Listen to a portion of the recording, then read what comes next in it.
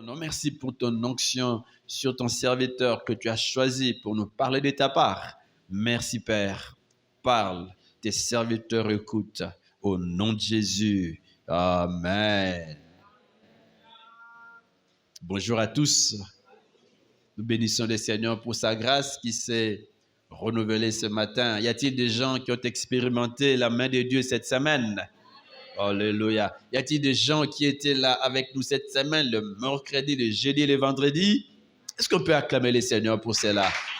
Gloire à Dieu. Gloire à Dieu. Je sais que le Seigneur a fait de grandes choses au milieu de nous. Peut-être que vous n'avez encore rien vu, mais je sais que des choses se sont passées dans nos cœurs et dans nos corps. Vous le croyez aussi? Gloire à Dieu. C'était une grâce cette semaine d'avoir au milieu de nous le couple Emmanuel et Alice Mbikaï. Je leur demande de se lever pour que l'Église le reconnaisse. Alléluia. Alléluia. Alléluia. Papa et maman sont serviteurs de Dieu. Ils sont pasteurs à l'Église La Vie du Christ, qui est une extension de la borne à Gombe. À Gombe. Et ils sont là. Et ce sont nos parrains, au fait, ce sont nos parrains. Nous les aimons. Ils sont pour nous un modèle et un encouragement. En tout cas, je l'ai dit toujours, ils nous ont encadrés tout petits, alors que nous étions encore tout petits, tout jeunes. Ils nous ont encadrés et jusqu'aujourd'hui, ils continuent à nous suivre et nous bénissons le Seigneur. C'est avec eux, n'est-ce pas, que nous avons passé cette semaine et ce matin, ils vont clôturer avec nous l'enseignement sur une famille consacrée. Alors que les pasteurs s'avancent, nous voulons acclamer fortement le Seigneur. Alléluia. Alléluia.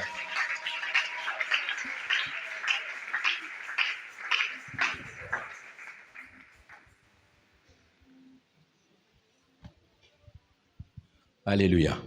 Amen. Nous allons prier encore.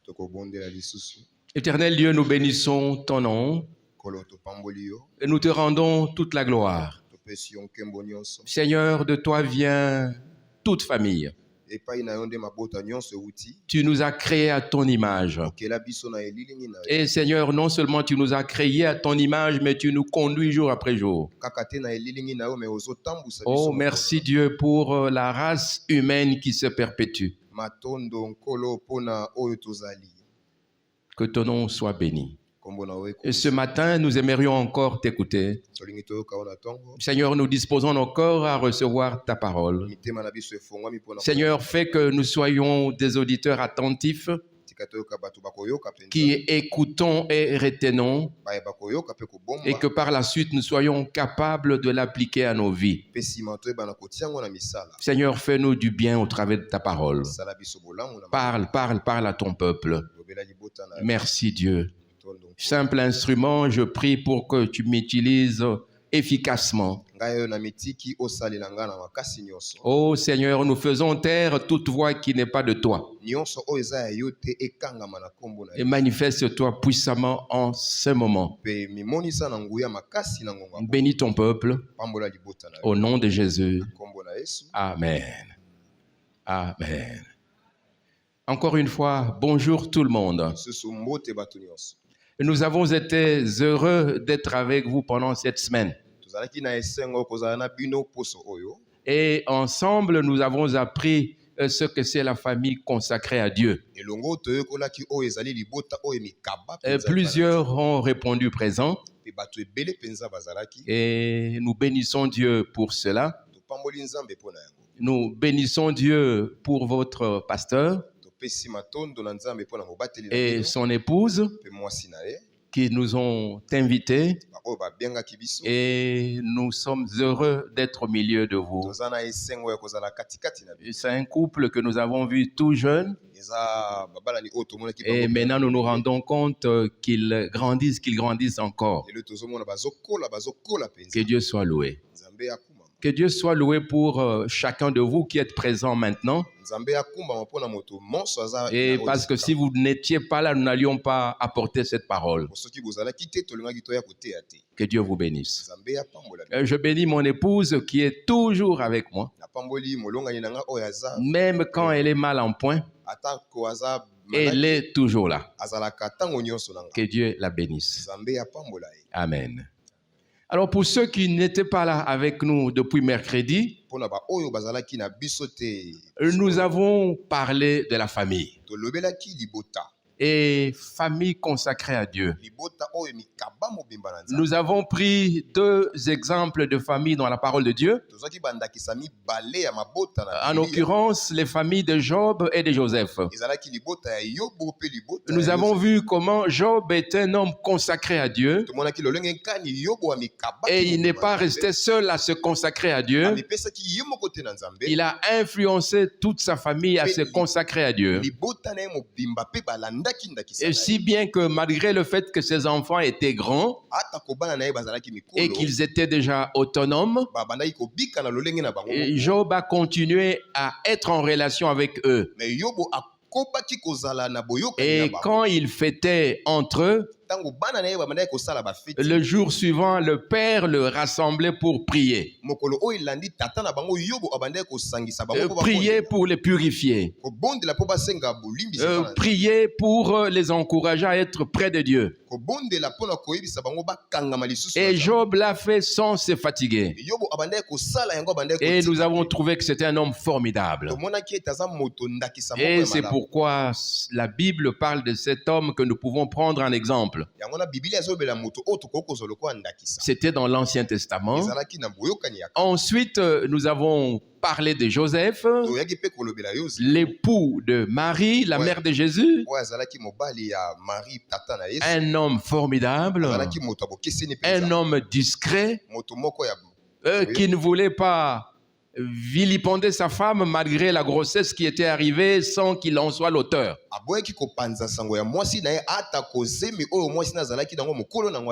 Mais il a écouté l'ange du Seigneur.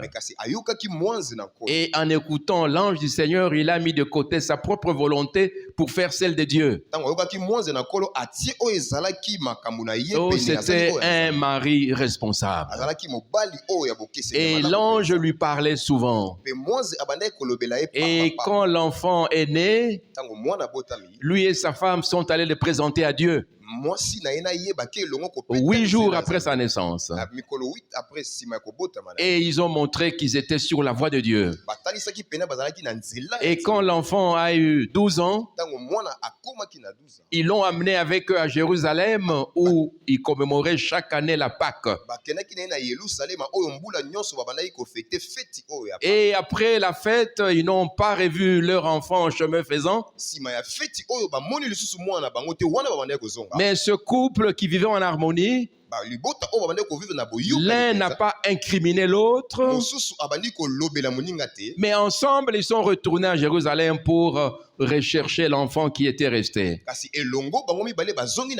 Et quand ils ont récupéré l'enfant, ils l'ont gardé avec eux sans les vilipender non plus. Et la parole de Dieu nous dit que l'enfant leur était soumis. Et il avait un bon témoignage devant Dieu et devant les hommes. C'était bon pour cette famille consacrée à Dieu. Et le deuxième jour, nous avons parlé de la place de l'enfant. Et pour une famille consacrée à Dieu, l'enfant occupe une place spéciale. Et l'oratrice, Maman Alice, nous a dit que Dieu nous donne les enfants pour quelques années seulement, pour que nous puissions les éduquer, pour que nous puissions leur montrer le chemin, pour que nous puissions les influencer positivement. Et ça, c'est un travail important que Dieu donne aux parents que nous sommes. Et il a insisté en disant que les enfants, nous les avons seulement pour quelques années. Et cela est vrai, bien-aimé. Moi, je me rends compte que quand nous nous sommes mariés, nous n'avions qu'une vingtaine d'années. Ça veut dire que dans la vingtaine, nous n'étions plus avec nos parents. Et nous étions devenus autonomes. Et dans le mariage, nous sommes déjà restés 40 ans. Vous voyez que les temps que nous avons passés avec les parents étaient courts par rapport à celui que nous passons en couple. Oh, c'est pour cela que les parents que nous sommes, nous devons bien faire notre travail. Et aussi, le troisième jour, nous avons parlé des jeunes qui ont besoin de conseils, de jeunes qui ont besoin de bons conseils. Et les jeunes doivent écouter de bons conseils. Et les parents, nous sommes les premiers responsables pour leur donner de bons conseils. Et si nous nous dérobons de cette responsabilité, l'ennemi prend la relève. Si nous nous dérobons de cette responsabilité, la rue prend la relève. Et quand la rue ou l'ennemi prend la relève, c'est pour le faire de mauvaise manière. Et nous avons encouragé les jeunes à se garder chastes. Et ils ont pris l'engagement de rester chastes jusqu'au jour du mariage. Ils ont signé leur engagement qu'ils ont remis au pasteur, le pasteur qui fera la suite du travail. Voilà, rappelez ce que nous avons vu pendant ces 3 jours. Et aujourd'hui, nous poursuivons pour nous arrêter. Mais vous savez que nous n'allons pas tout terminer parce que la parole de Dieu est riche, riche, riche. La famille consacrée à Dieu, une fois que nous nous sommes consacrés à Dieu, nous devons savoir que Dieu auquel nous consacrons la famille, c'est Dieu porte la famille dans son cœur. La famille au cœur de Dieu. Et nous, en tant que parents et enfants, nous devons aussi porter à cœur notre famille. Et voilà ce dont nous allons parler aujourd'hui. Nous ouvrons nos Bibles. Et j'espère que vous en avez. Et nous allons lire quelques passages. Ça ne sera pas très long. Est-ce que vos Bibles sont ouvertes? Voilà. Nous allons lire d'abord dans les livres de Genèse. Nous lisons dans Genèse 1, versets 28 A et B. Et ensuite, nous lirons dans Genèse 3, 3 à 6. Et pour finir, nous lirons dans Luc 8, 21. Nous commençons avec Genèse 1, 28. Dieu les bénit et Dieu leur dit: soyez féconds, multipliez-vous, remplissez la terre et soumettez-la.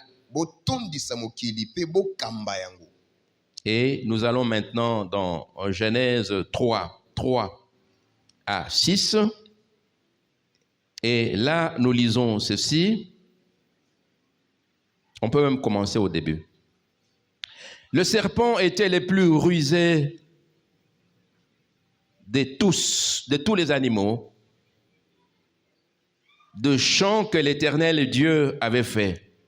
Il dit à la femme: Dieu a-t-il réellement dit, vous ne mangerez pas de tous les arbres du jardin?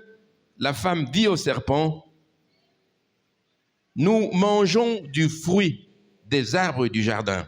Mais quant au fruit de l'arbre qui est au milieu du jardin, Dieu a dit, vous n'en mangerez pas et vous n'y toucherez pas, sinon vous mourrez. Alors le serpent dit à la femme, vous ne mourrez pas du tout, mais Dieu sait que le jour où vous en mangerez, vos yeux vont s'ouvrir et vous serez comme de Dieu qui connaissent les biens et le mal. La femme vit que l'arbre était bon à manger, agréable à la vue, propre à donner du discernement. Elle prit de son fruit et en mangea, et elle en donna à son mari qui était avec elle, et il en mangea. Nous allons maintenant dans Luc. Nous sommes dans le Nouveau Testament. Nous lisons dans Luc 8, 21. Vous lisez, vous êtes avec moi? Vous lisez avec moi? Voilà. Donc nous allons dans Luc 8, 21.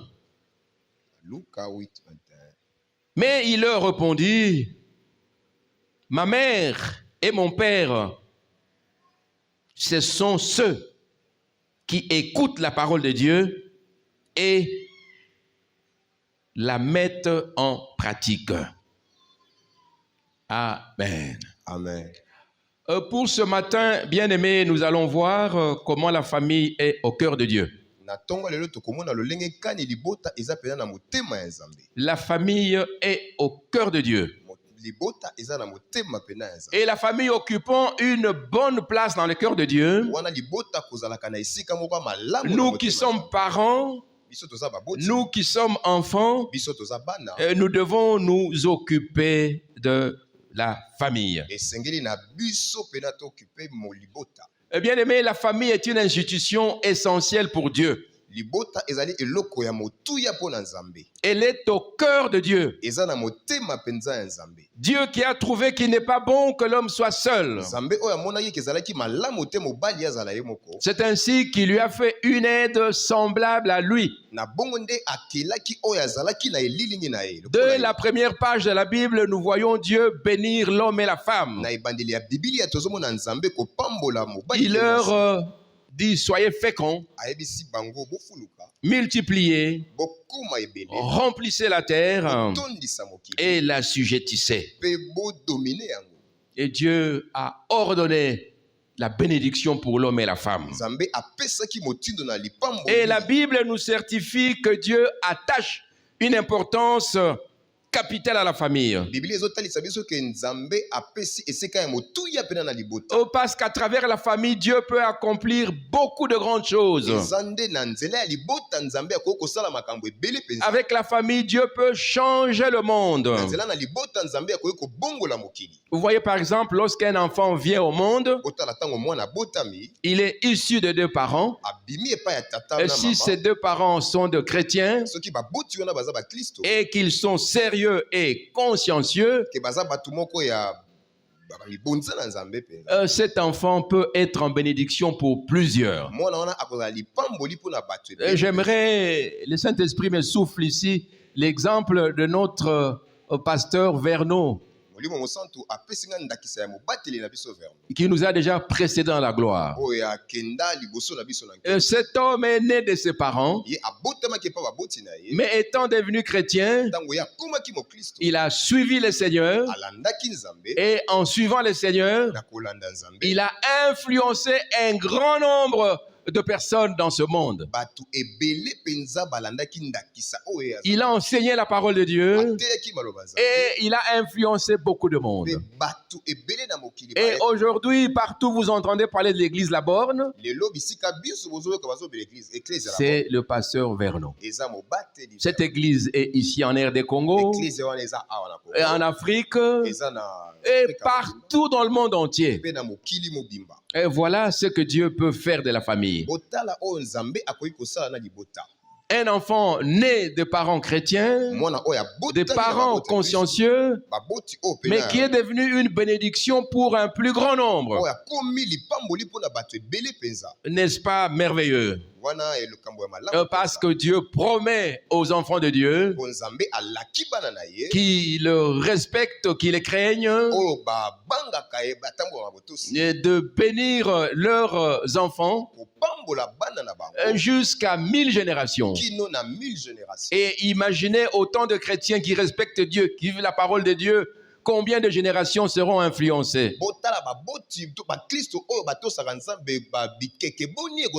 La famille bien-aimée a été créée par Dieu. Et vous savez que tout ce que Dieu initie est combattu par Satan. Et parmi les choses que Satan veut détruire, il y a notamment la famille. De nos jours, la famille est en crise. Les familles sont divisées. Il y a des couples qui sont en instance de divorce. Il y a des couples qui vivent en désordre. Désordre, ça veut dire qu'ils ne se sont pas mariés selon la loi de Dieu. Vous trouvez beaucoup de couples qui n'ont jamais donné de dot, qui ne sont jamais partis à l'état civil et qui ne sont jamais passés devant le ministre de Dieu. C'est pour cela, bien-aimés, que ce matin, nous allons réfléchir à cela, voir quelques vrais problèmes de famille, de couple, et voir comment Satan met ce mauvais plan en marche pour déstabiliser la famille.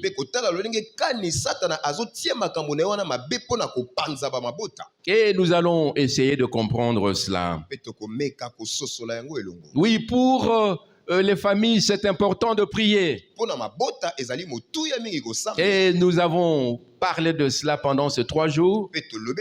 Il faut prier, prier, prier pour faire front contre le diable. Il faut prier, prier pour neutraliser Satan. Et bien aimé, n'oubliez pas que Dieu veut se servir de votre famille pour sa gloire. Et une famille qui fonctionne selon le plan de Dieu est toujours gagnante. Et du fait qu'elle vit selon le plan de Dieu, elle laisse moins de manœuvres à Satan. Oui, bien aimé, les enfants élevés correctement sont une source de bénédiction pour la société.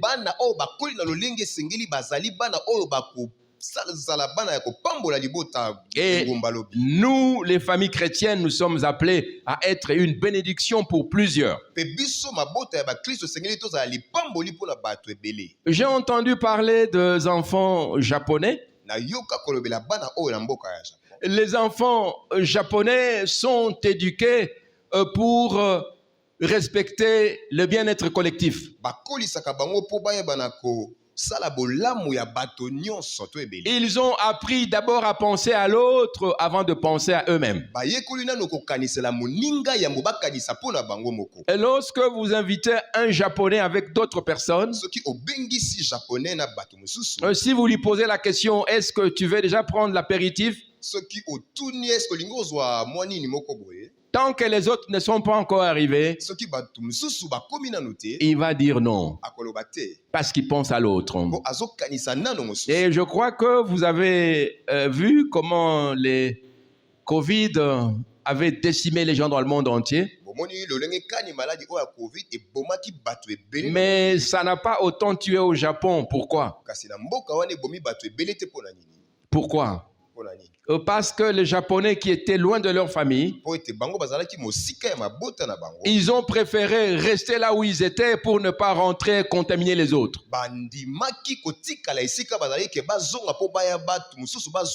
Et parce que ces enfants, depuis l'enfance, ils ont appris le savoir-vivre. Ils ont appris à vivre ensemble. Ils ont appris à penser à l'autre. Mais si vous voyez ce qui se passe chez nous, ce n'est pas le cas. Chez nous, généralement, c'est chacun pour soi. Alors, nous, en tant que chrétiens, nous devons rectifier cela. Les bien-aimés, en tant que famille chrétienne, nous devons apprendre comment combattre par la prière.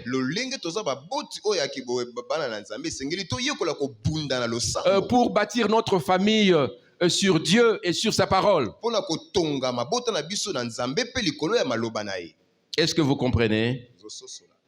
Parce que la famille qui vit en communion avec Dieu, en obéissant à sa parole, cette famille-là pourra vivre en harmonie et en unité. Et elle va influencer notre monde en perte de vitesse. Amen.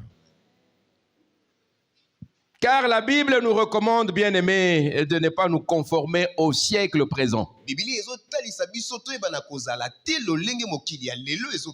mais d'être renouvelés dans notre intelligence pour discerner quelle est la volonté de Dieu,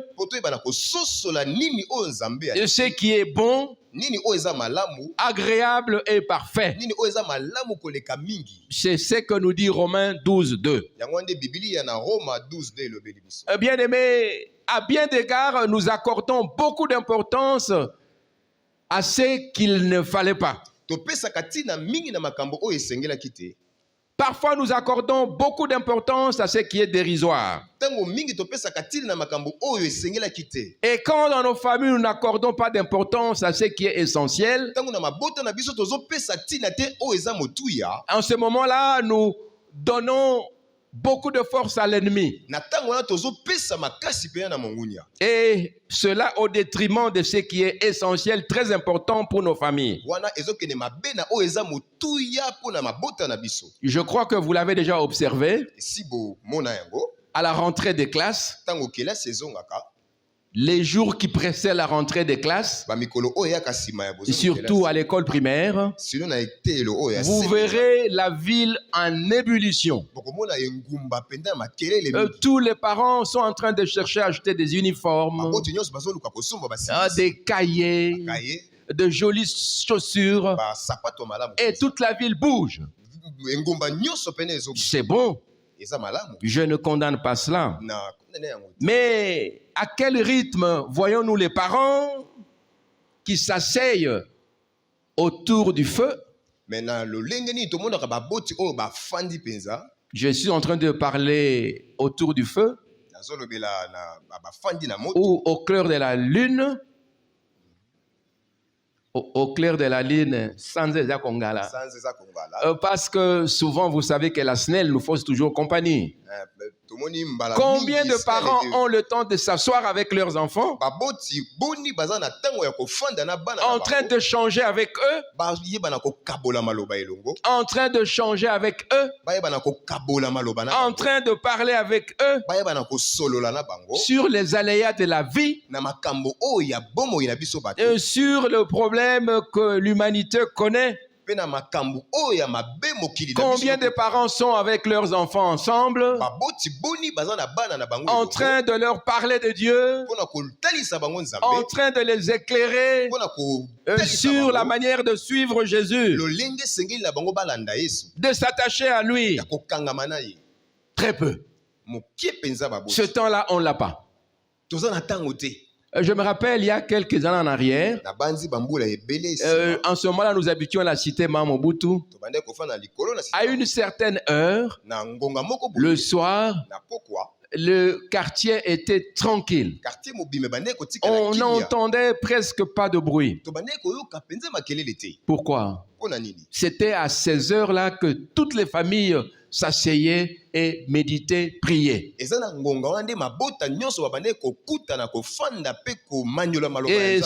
nous avons beaucoup apprécié. Je ne sais pas si ça continue. Combien de couples aujourd'hui prennent le temps de parler ensemble? Combien de couples prennent le temps de parler ensemble?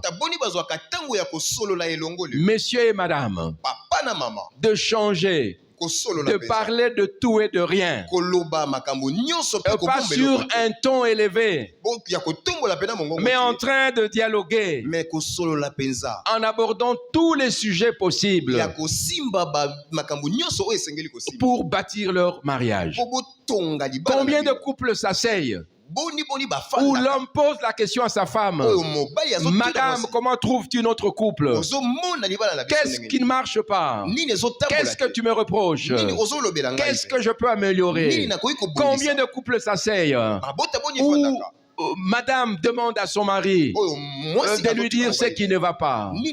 Combien de couples prennent le temps de sortir ensemble, rien que pour être ensemble, s'occuper d'eux? Amen. Amen. Combien de pères, à l'instar de l'apôtre Paul, combien de pères sont en train de dire ceci à leurs enfants: et faites ce que vous avez appris de moi, ce que vous avez reçu et entendu de moi, ce que vous m'avez vu faire. C'est dans Philippiens 4.9 que cela est écrit. Combien de pères disent ceci à leurs enfants? Combien de pères ont le courage de dire ces paroles à leurs enfants? Probablement pas beaucoup. N'est-ce pas triste? Et partout, ce sont les pères qui sont investis d'autorité. C'est aux pères que Dieu a donné la responsabilité de diriger leur couple. C'est aux pères que Dieu a donné la charge de diriger leur famille. Et c'est pour cela que la Bible dit: Père, n'irritez pas vos enfants, mais élevez-les en les corrigeant, en les instruisant selon le Seigneur. Ephésiens 6.4. Et la Bible dit encore, toujours au Père: Marie, aimez chacun votre femme comme Christ a aimé l'Église et s'est livré lui-même pour elle. Ephésiens 5.22. Je vais faire le test. Combien sont mariés ici? Combien sont mariés ici? Combien sont assis côte à côte, monsieur et madame? Combien sont assis côte à côte, messieurs et madame? Alors, je vous encourage, avec l'autorisation du pasteur, désormais, quand vous viendrez, soyez côte à côte, messieurs et madame. Amen.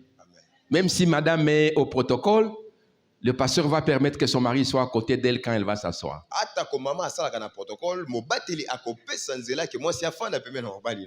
Amen.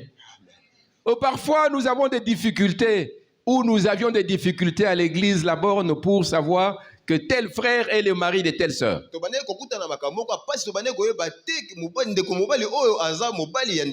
Souvent, vous ne les voyez pas ensemble. Vous voyez l'homme ailleurs, la femme ailleurs, et ça ne fait pas l'harmonie. Bien-aimés, apprenez à être à côté de votre conjoint. Qu'on vous voit souvent ensemble, de telle sorte qu'on ne se pose pas de questions.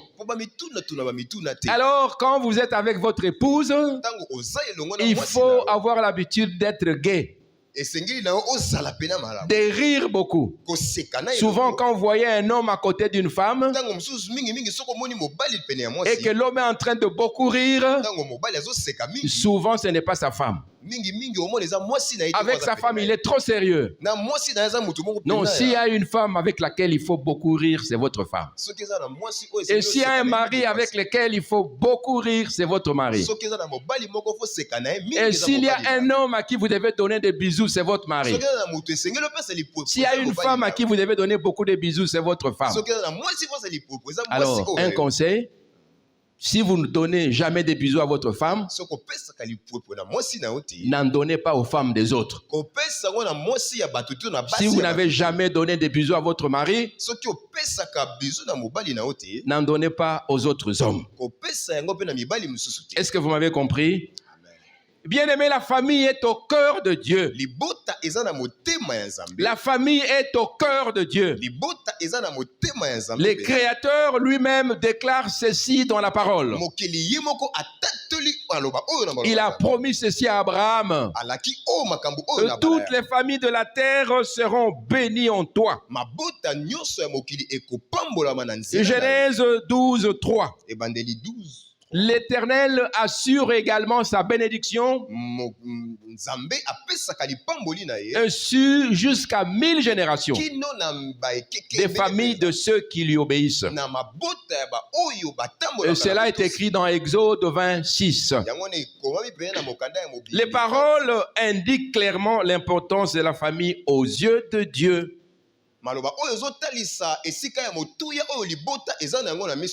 Bien-aimé, sais-tu que ta famille jouit d'une grande considération auprès de Dieu?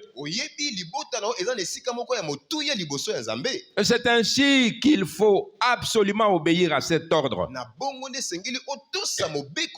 Crois au Seigneur Jésus et tu seras sauvé, toi et ta famille. Toi qui crois, tu peux faire la différence chez toi. Le Père éternel veut du bien pour toute ta famille. C'est ainsi qu'au travers de la Bible, nous voyons plusieurs personnes qui ont posé des actes. Quand on parle de ces personnes-là, allusion est toujours faite à leur famille. Vous verrez, on parle de fils de, qui vient de telle tribu, de telle famille, et cela pour mieux connaître la personne.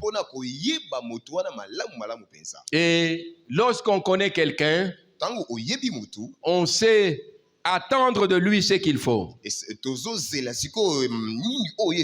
Quand David avait vaincu Goliath,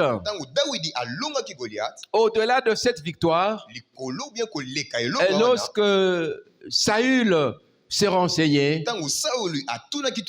il a posé la question à David: de qui es-tu le fils? Au-delà de la victoire qui avait été remportée, qui était un événement capital, mais il lui pose la question: de qui est-il le fils?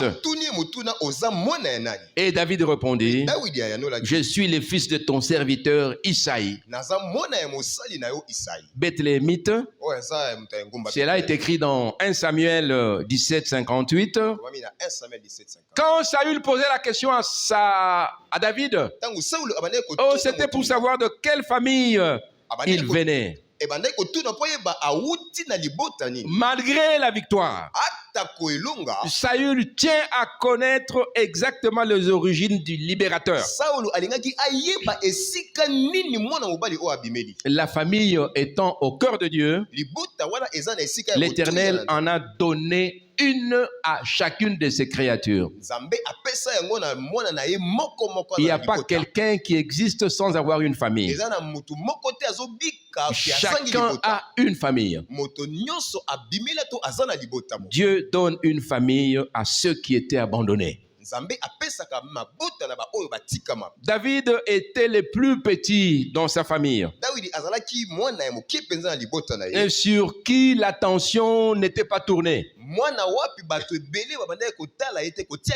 Mais c'est ce jeune homme qui aimait Dieu, que Dieu aimait aussi, porté dans son cœur. Et c'est ce jeune homme qui deviendra roi plus tard. Chaque membre de famille compte pour Dieu. Car le Seigneur ne rejette personne. À moins que quelqu'un rejette lui-même Dieu. Et ce qui serait regrettable. Joseph, qui sauva sa famille, était le plus petit, qui ne jouissait pas de beaucoup d'estime de la part de ses frères aînés.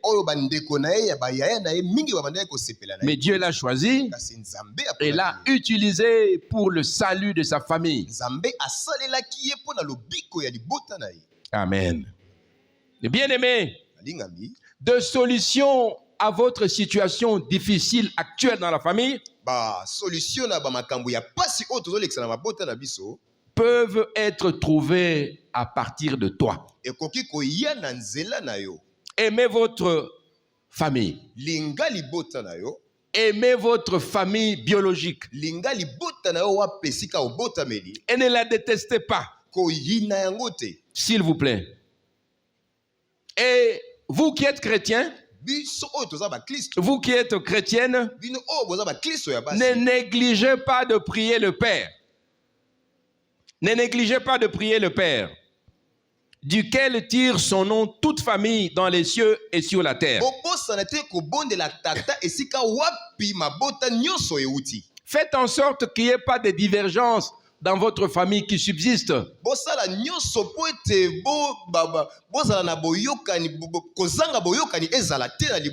Sinon, ça sera la porte ouverte à l'ennemi. Et quand l'ennemi va venir, ça sera pour détruire et perturber le plan merveilleux de Dieu pour votre famille. La famille est dans les cœurs de Dieu. C'est la vérité. Nous devons à notre tour nous impliquer dans ce dispositif de Dieu. Et pour être bénis et fortifié continuellement. Bien aimé, j'aimerais te dire ce matin, toi qui es chrétien, toi qui es chrétienne, si quelqu'un de ta famille va en enfer sans connaître Jésus, c'est ta responsabilité. Dieu va te poser la question. Est-ce que vous m'entendez?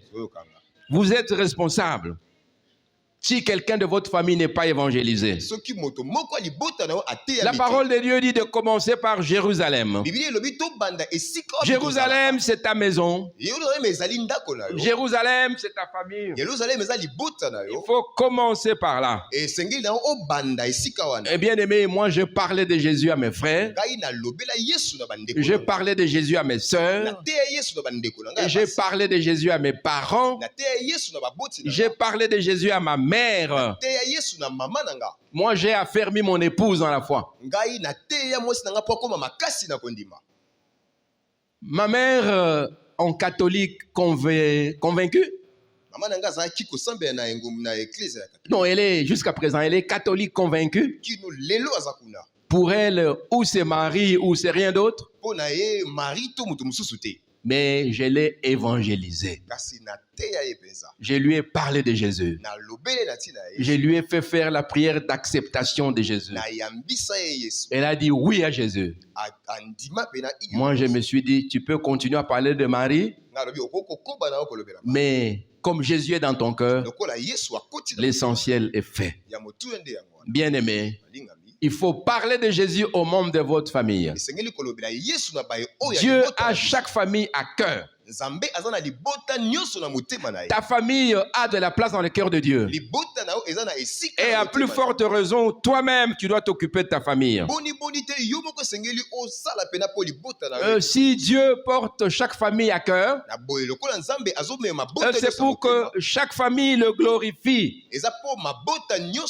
C'est pour que chaque famille croit en Jésus. C'est pour que chaque famille vive sa parole. C'est pour pour que chaque famille témoigne de sa bonté. C'est pour que chaque famille témoigne de son amour partout. Mais en commençant par ta famille. Écoutez ce que la Bible dit. Si une veuve a des enfants ou de petits-enfants, qu'ils apprennent avant tout à exercer la piété envers leur propre famille et à rendre à leurs parents ce qu'ils ont reçu d'eux. Car cela est agréable à Dieu. Amen. Vous qui avez encore vos mamans qui vivent et qui n'ont pas de revenus, si vous travaillez, vous devez vous en occuper. Sinon, vous serez semblable à un païen. C'est ce que la parole de Dieu dit. Si quelqu'un n'a pas soin des siens, et principalement de ceux de sa famille, il a renié la foi. Il est pire qu'un païen. Il est pire qu'un infidèle. Vous devez vous occuper de vos parents. Vous savez que chez nous en Afrique, on n'a pas de sécurité sociale garantie. Même quand on dit qu'il y a des retraités qui ont quelque chose, ça ne représente rien. Aujourd'hui, votre pension de retraite peut avoir la valeur de $100. Mais comme c'est payé en francs congolais, au fur que les années avancent, ces $100-là finiront par devenir zéro. Et c'est pour dire, bien-aimés, que vous devez vous occuper de vos parents. Vous devez vous occuper de vos mères, veuves peut-être. Moi, ma maman est veuve. Mais je la visite tant que je peux. En tout cas, je ne peux pas faire passer beaucoup de temps sans lui donner ne fût-ce que 1000 francs. Il faut le faire, bien-aimé. Et vous, jeunes qui êtes là, vous êtes encore sous la responsabilité des parents qui font tout pour vous. Sachez que vous avez la responsabilité de leur rendre ce qu'ils font maintenant pour vous. Ce n'est pas moi qui l'ai dit, c'est la parole de Dieu. Je viens de lire. Vous devez leur rendre ce qu'ils font pour vous. Ah oui, peut-être aujourd'hui vous cherchez à manger, vous êtes exigeant, vous demandez tout. Ils le font avec beaucoup de peine, mais le moment viendra où vous aussi vous devez vous occuper d'eux. Que celui qui a des oreilles pour entendre. La famille, c'est sacré. Dieu l'a à cœur. Si bien que dans Deutéronome 24:5, Dieu dit ceci: lorsqu'un homme sera nouvellement marié, il n'ira point à l'armée. On ne lui imposera aucune charge. Il sera exempté par raison de famille pour 1 an. Et il réjouira la femme qu'il a prise. Est-ce que vous comprenez? C'est parce que Dieu aime la famille qu'il est même en train de penser au nouveau marié. Pour que la famille se solidifie. Bien-aimés, ne négligeons pas ce que Dieu a à cœur. Car désobéir au Seigneur, c'est péché.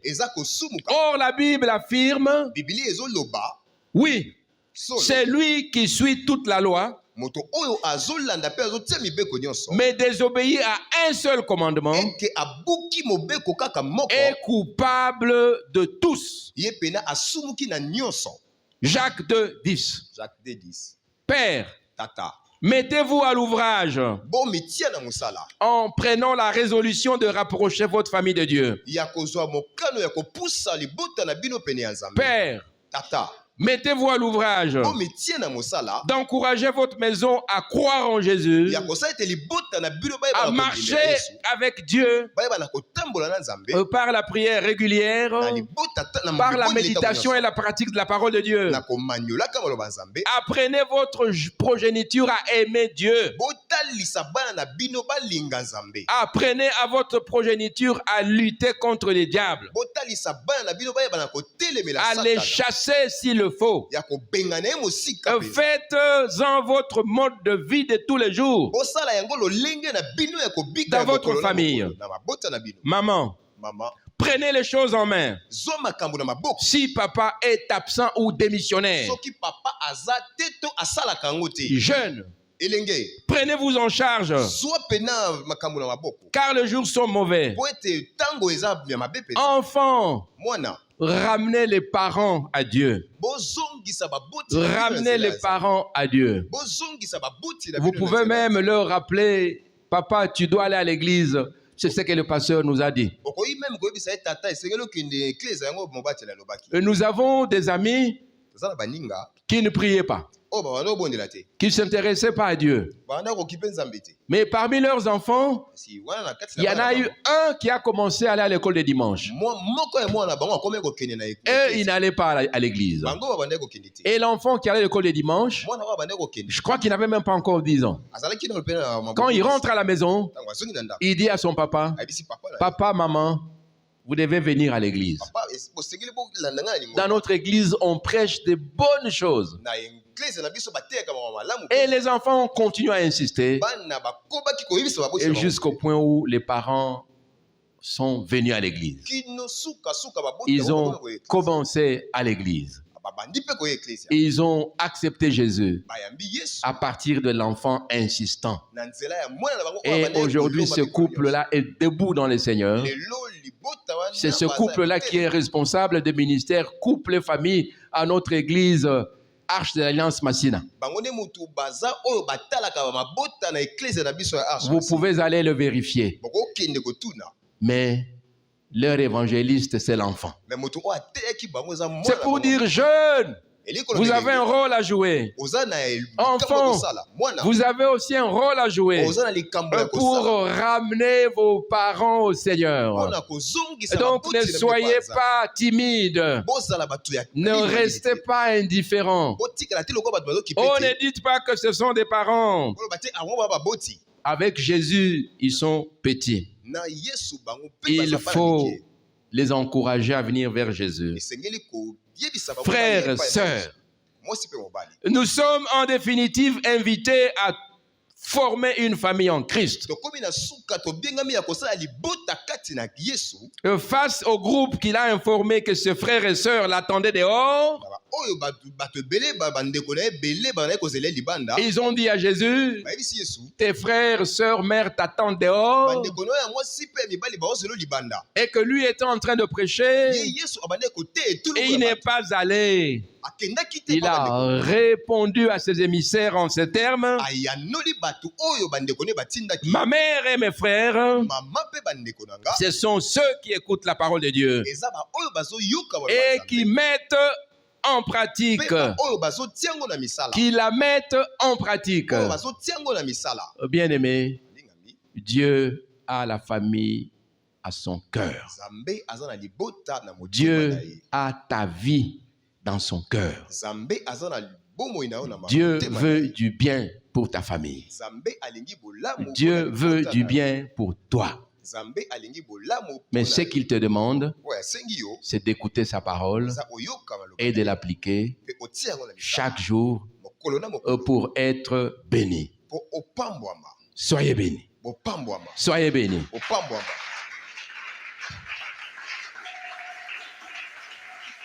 Alors là, je vais inviter les parents. Aujourd'hui, ce sont seulement les parents. Parents ou tuteurs, venez devant, s'il vous plaît. Rapidement, rapidement, faites comme les enfants. Les enfants étaient très rapides l'autre jour. Dès que maman Lisa a dit, il y avait déjà 2 enfants devant. Alors, si possible, soyez côte à côte, monsieur, madame.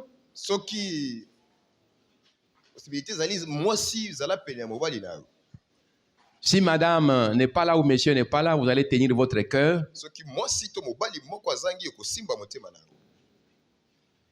Voilà. Mais où est ma femme? C'est la prière, maman. Même nous, on en a besoin.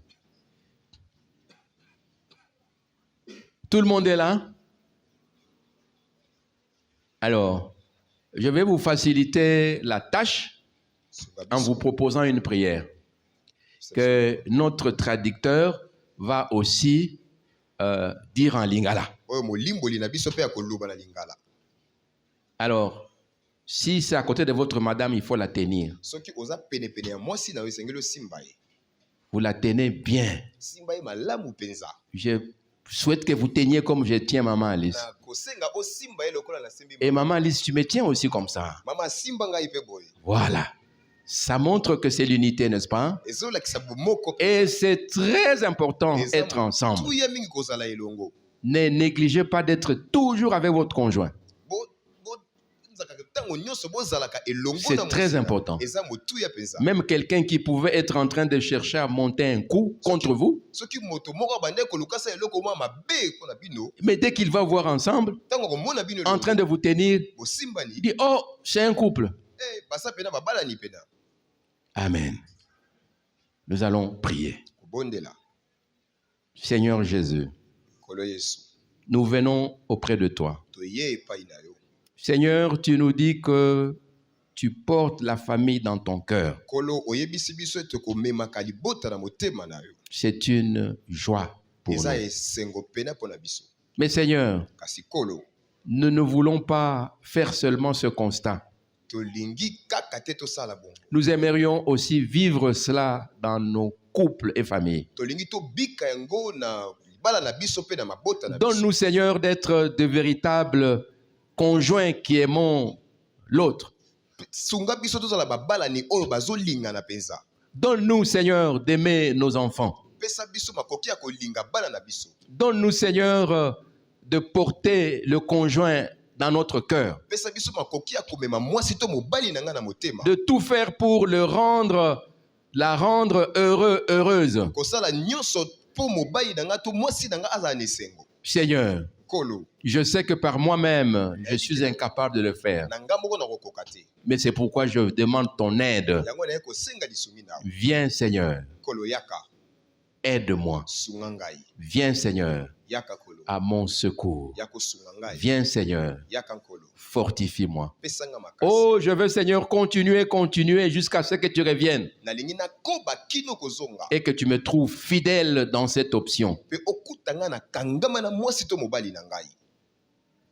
Je te demande tout cela, Seigneur, parce que je sais que j'obtiens tout de toi. Amen. Amen.